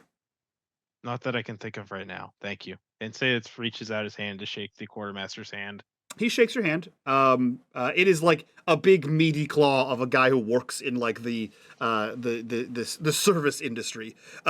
He shakes your hand, and as you part ways, I will say, Korax, you have a moment of lucidity as you sort of look up, and you're pretty sure that this guard that's walking out of the castle looks strangely like Seydlitz. After a double take, he takes a moment and then realizes that they were supposed to meet with Seydlitz. Puts away whatever he pulled out. If it was a book on the deeps, he'd keep it on him, and he would start running after him. Seydlitz is walking in the direction of his mother's shop. Yeah, you catch up to him in a few quick steps there. Morning. Afternoon. Morning. Oh, good. I didn't miss the meeting. You've spoken to Mina then? Did I miss that? I have no clue what you're talking about, Korax. He half smiles. Says, good. Why do I feel like I don't want to know? You probably don't, but I'll let Mina explain. When you see him, ask him what he's after. Well, I'm going to my mother's shop to have her mend my gear. So, if you see him, Mother's send him there. Done. I will find Mina for you. And Korax is going to take a turn, like just a 90-degree turn, even though it's the wrong way, and duck off because he realizes he's messed up. Where do you go? He takes a side, just completely wrong direction, takes a side alley, and then he's going to go find Mina. Perfect. Snow, if you have no issue, I'm going to take a liberty with where Mina is. How do you attempt to find him? Korax knows that he should be at the tavern. What at the tavern? Wexy's place. Okay. So you head to the the start of Jund travel. mercenary, the Jund mercenary company, to which whoever is like manning the front of this greets you appropriately and says, "You were. I'm sorry. There's a bit of confusion. Mina said he was leaving to speak with you. To speak with you and Antares about a trip." So it is later than I thought. Do you know where he went? Yes, he was supposed to meet with you and Antares, and I believe he was returning to Seydlitz's house. Seydlitz is not at his house. I've been here since he left. How long ago? About an hour. I can put him on this anyway. Okay. I If he would comes check back- Seydlitz's house. Seydlitz isn't there. Oh, If Mina shows up, can you tell him to go to Seydlitz's mother's shop? yes, I can. And should I tell him that you'll meet him there? I hope so. But that's the plan. Wonderful. Thank you. And he Nice. does like a little half bow and then runs off towards Teresa's house. Yeah, you see that she begins to like perform, a respective greeting, and you're gone. We cut to Seydlitz's mother's shop, where Mina and Antares already are and have been for some time, as they had gone to the sister's home, were met with the mother and sister. The mother recognized both of you for your heroics and also the lovely dinner you shared together, but also Mina for his family's trade in tailoring. And the two of them got on like old friends. And she has invited you to her shop to wait for her son.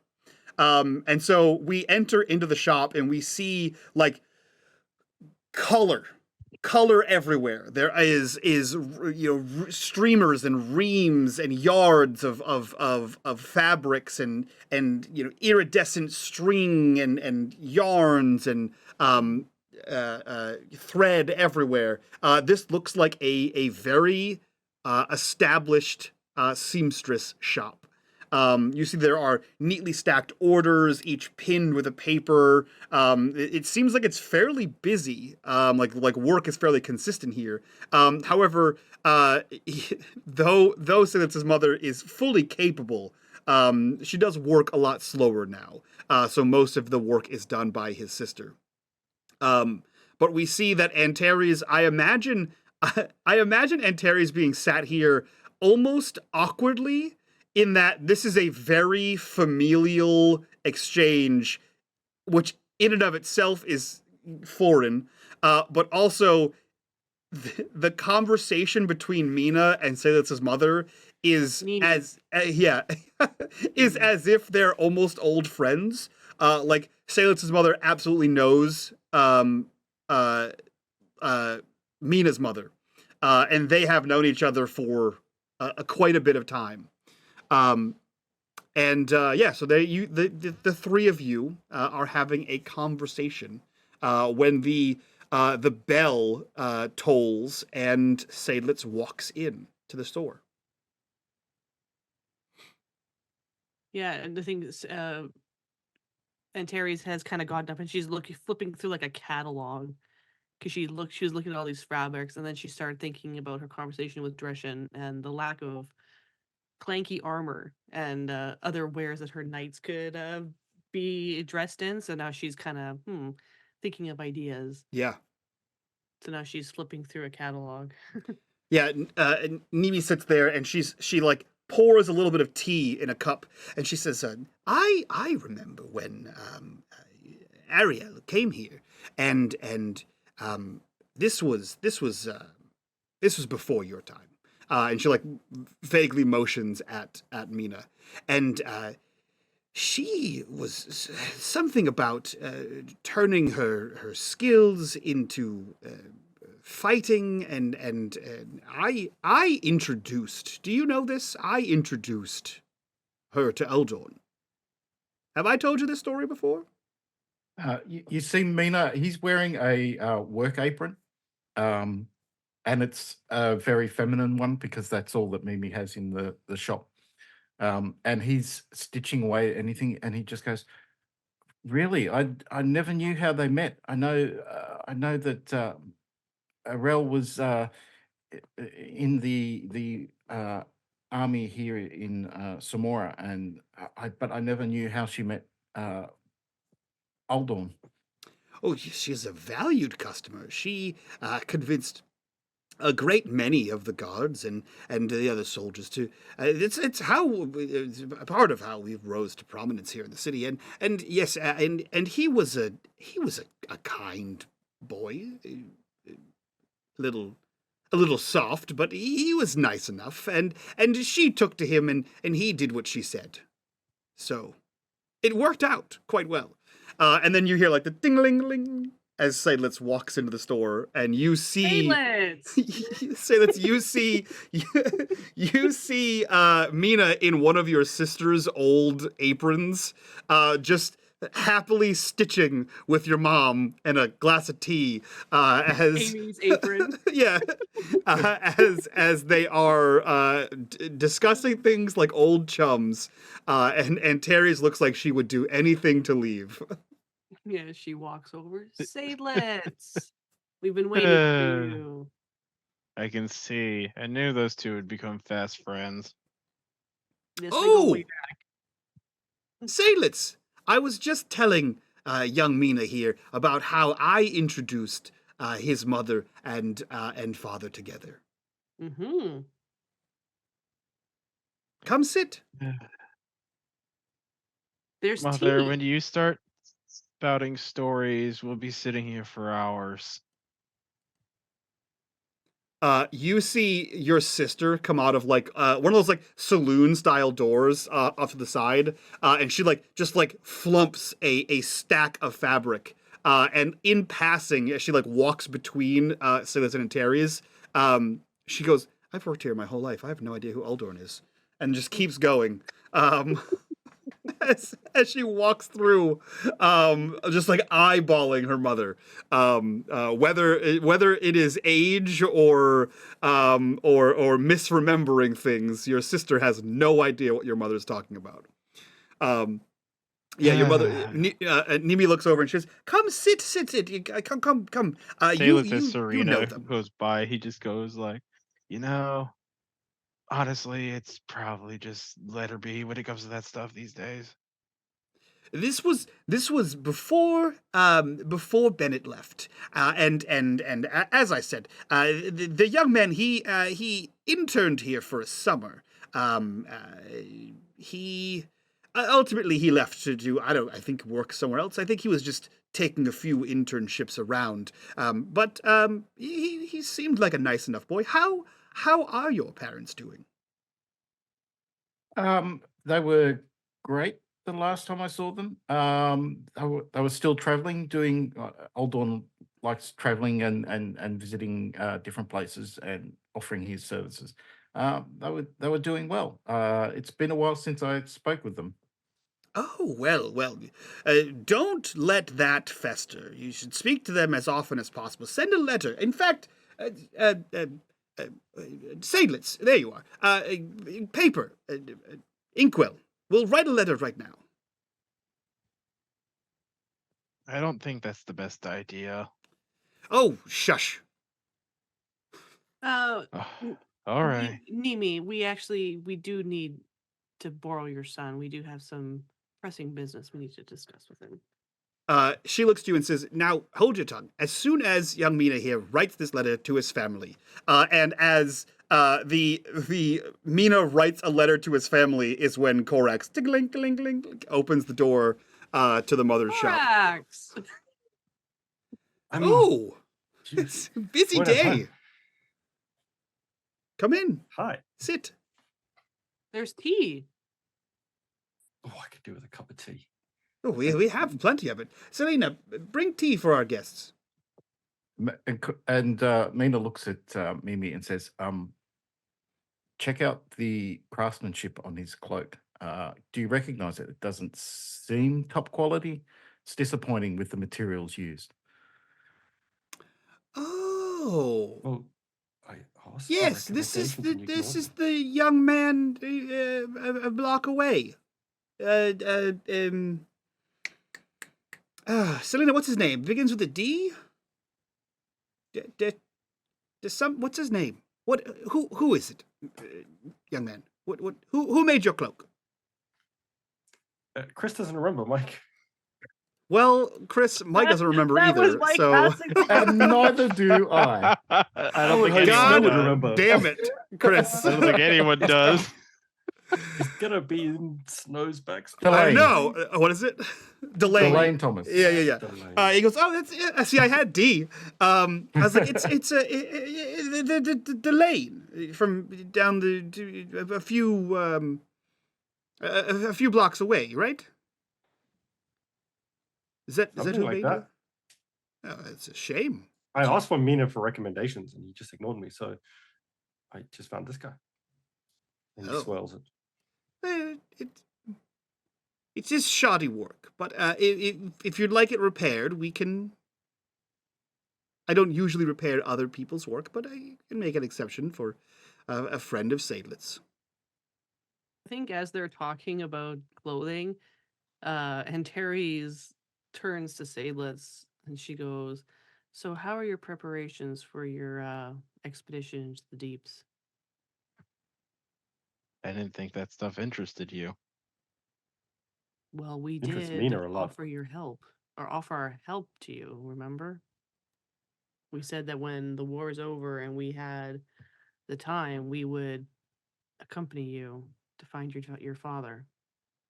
When you mention the deeps, even in your low voice, there is a clatter of teacup, and it's like a record scratch.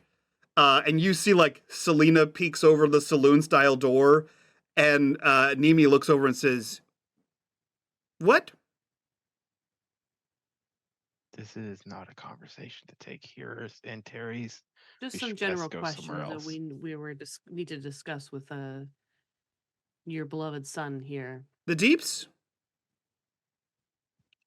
No, I said the peeps. And She Seydlitz just face palms. she looks Yeah, she she looks to winces. you, and if looks could stab you in the face, and she just like cuts a hand to you and says, "The deeps?" and looks at Seydlitz. I'm looking at this right now. Yes. We've had this discussion many a time. There's nothing for you there. And I'm aware of that. Still, if they're asking me questions, I'm going to share what I know. It didn't And- sound like you were sharing.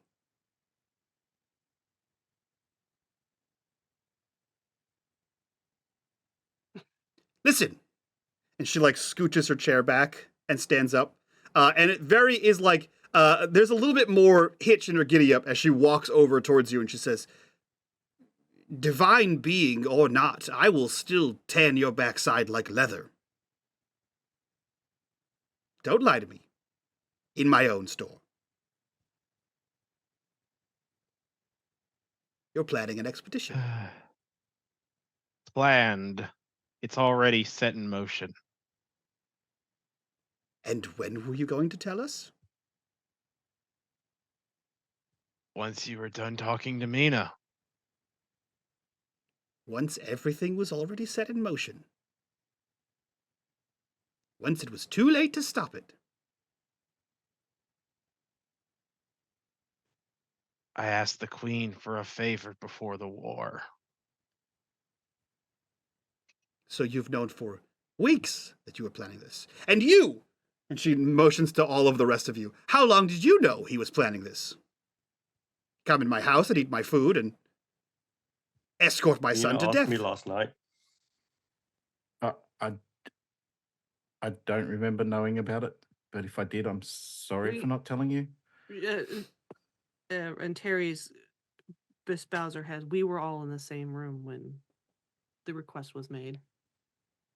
All of you liars. Your parents. Mina just told me yesterday. I'll write a letter myself. And he points to Mina. She points to Mina. I mean, The situation has evidence suggests they're liars too, but that's a whole nother issue. the situation has not adapted, has changed a little bit, and she will glance at Seydlitz. Then she glances at me. Seydlitz glances back at you. Is like, "What do you mean?" And then she looks at Mina. As you know of our divinity, sometimes we can hear people when they talk to us. And she's talking to Nimi. And she gestures to Mina. Mina here heard a cry for help. And he was able to determine it came from a location within the deeps. So we were inquiring about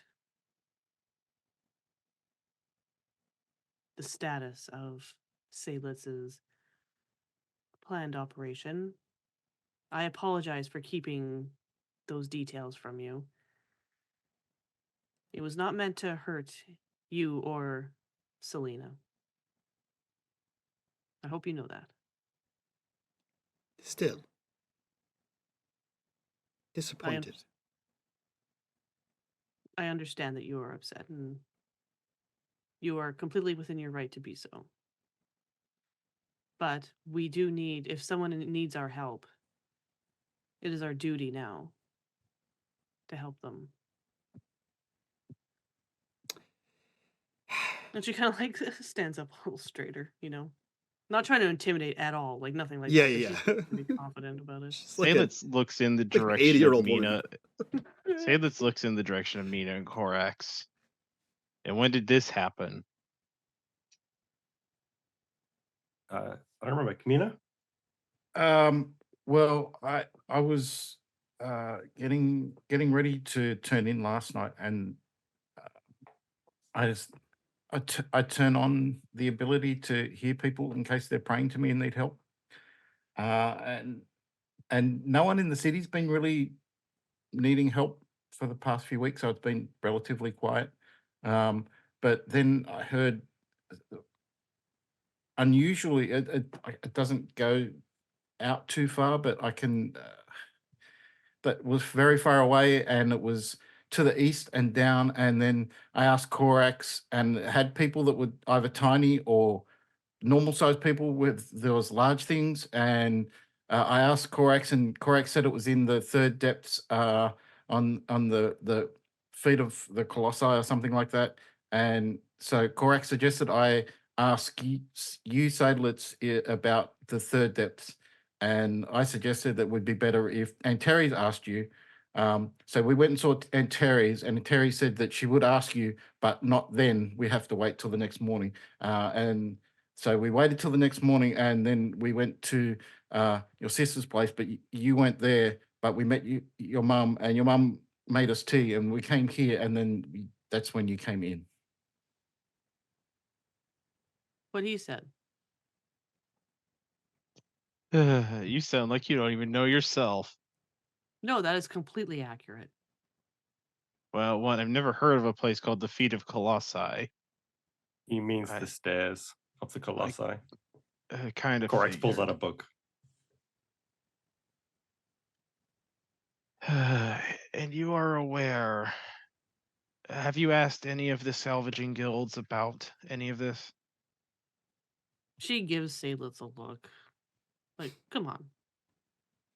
We had to They go would- through a 3-point redundancy just to get It's a here. To talk to PowerPoint you. presentation.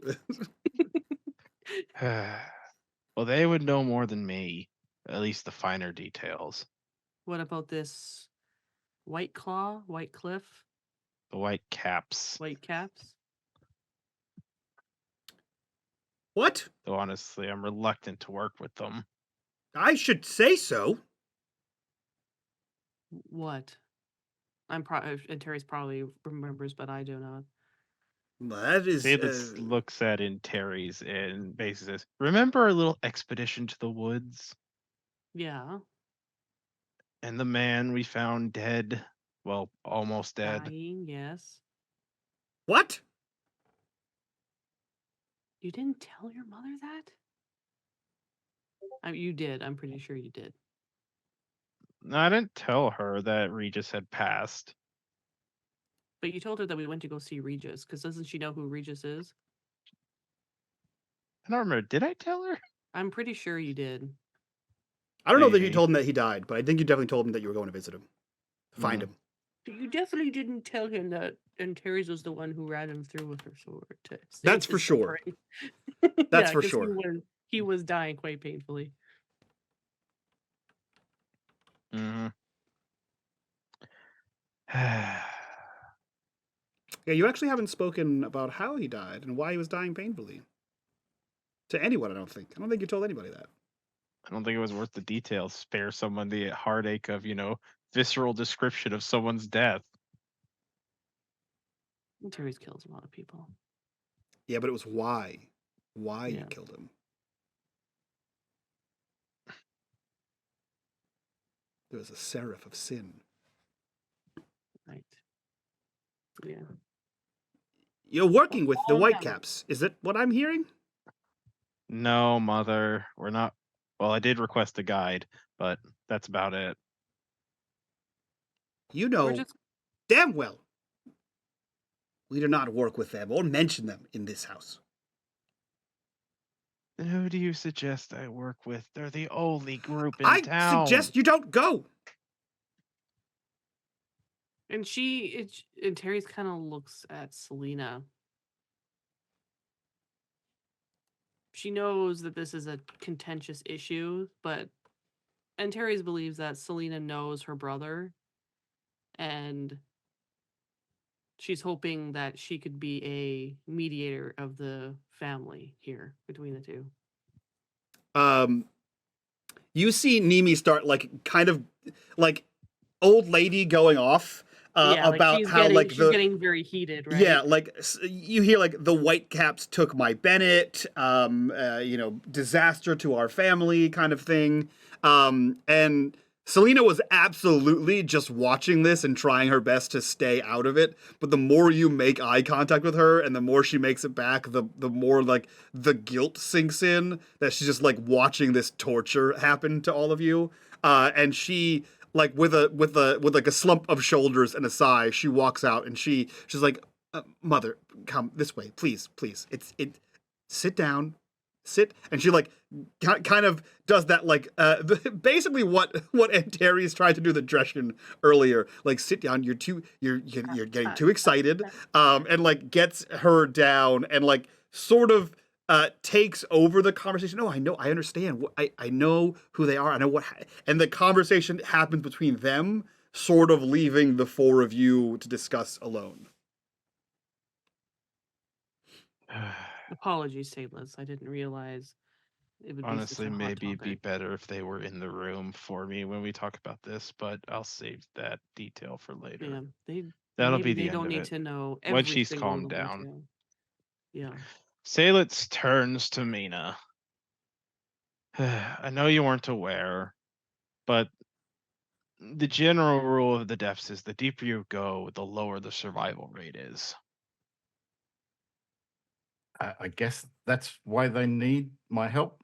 If they're trapped down there and no one's looking for them, they're praying to me. It's because no one does ever look for them. Most expeditions, when lost, are lost. But we're gods now. I need to go and help them. They're praying to me, and it doesn't make sense that they'd know who I am just yet, because I mean, really, it's only been a week since the battle, and they look like they've been trapped down there for a while. Who knows how much longer they can survive for?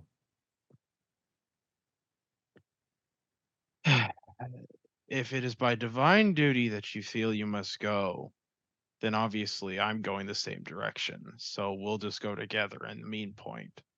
But I should tell you that you'll have to bring your whole merc company with you.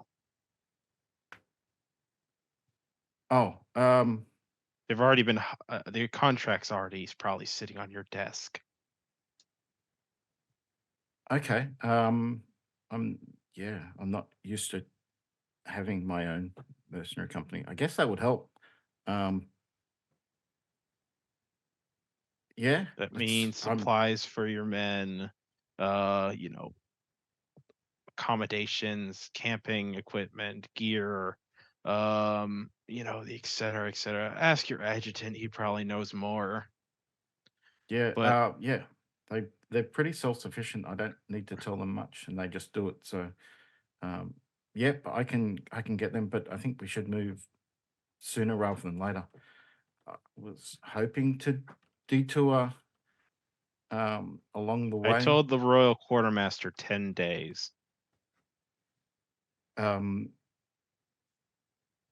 if we were to take a slight detour, maybe if we left earlier and we could meet them at one of the holdfasts.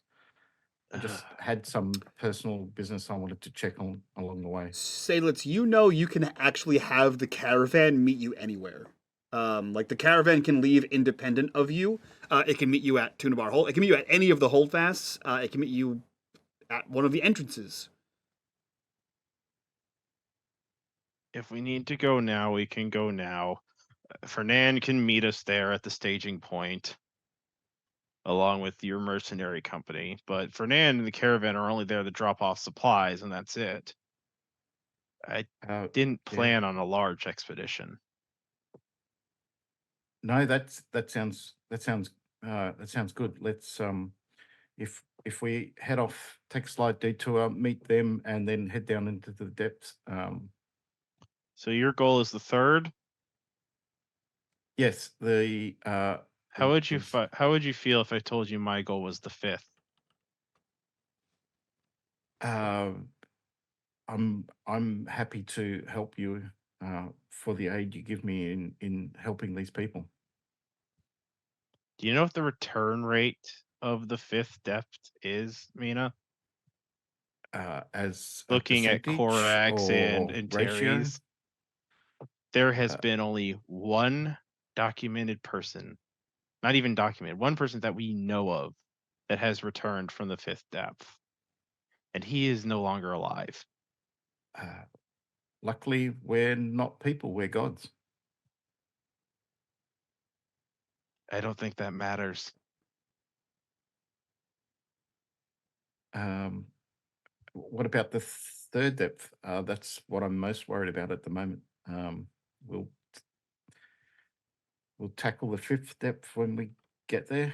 I'll help you with the third death, but once that's done, Mina, you'd be begging to follow me on a suicide mission. Wouldn't be the first time.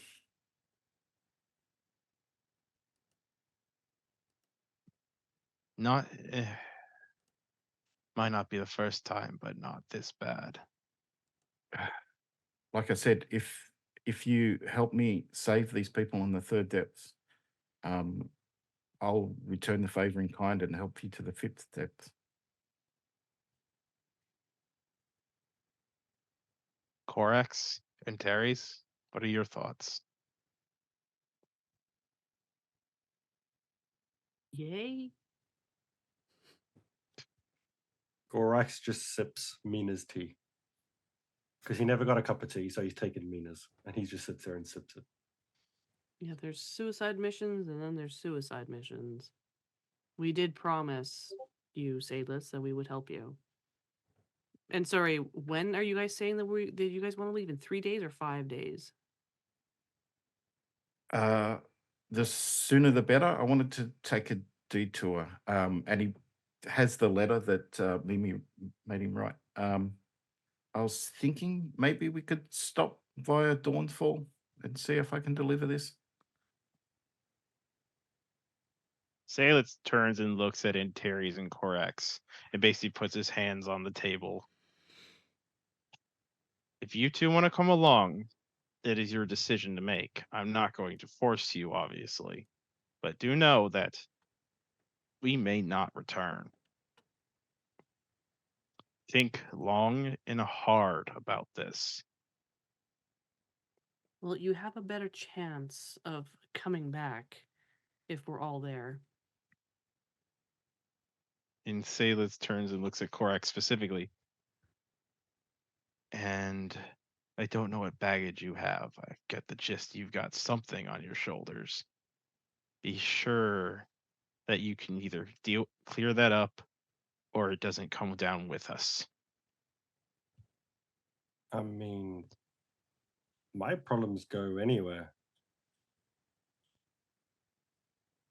Even if we die down there, my problems still don't go away.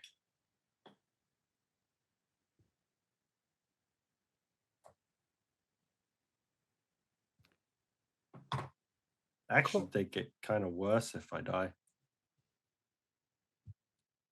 Well, make sure you actually sleep tonight and not in a book on a desk.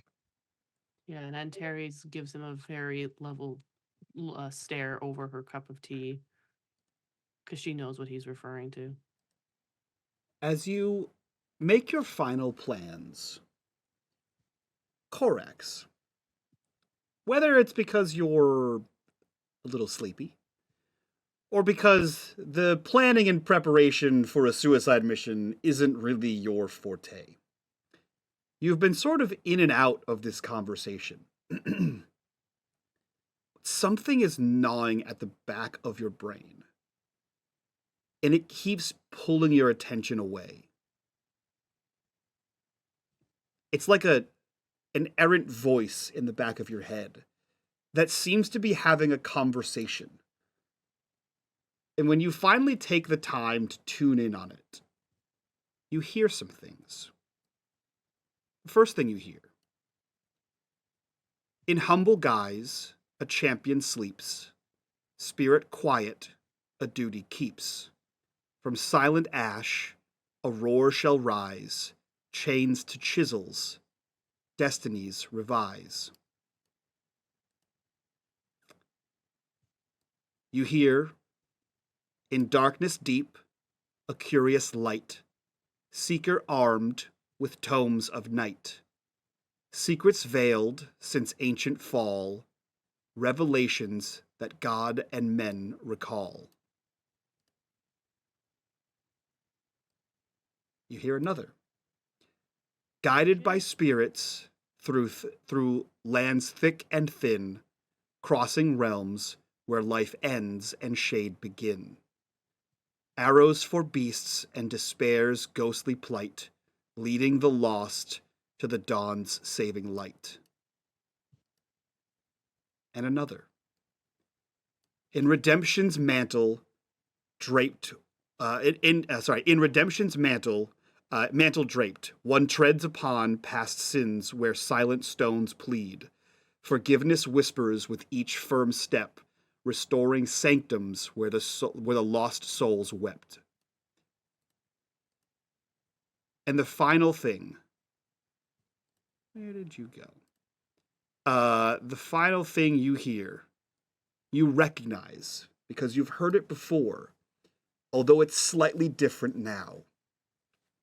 From cryptic depths a king reborn, once deposed in death adorned, with withered horde from deepest gloom, to resurrect the past its darkness doomed. And the new part, yet by divine hand shall fall the crown, as celestial wrath strikes tyrant down. You recognize that last one, because it is something you've read in the Book of Seven Prophecies. All of what you just read, you know, is new information in the Book of Seven Prophecies. And as that knowledge draws Corax away from the conversation yet again, that is where we'll end episode 38 of The Rise, before we start the next arc.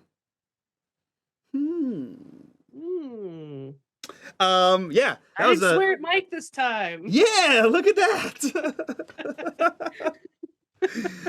Terrible episode. Yep.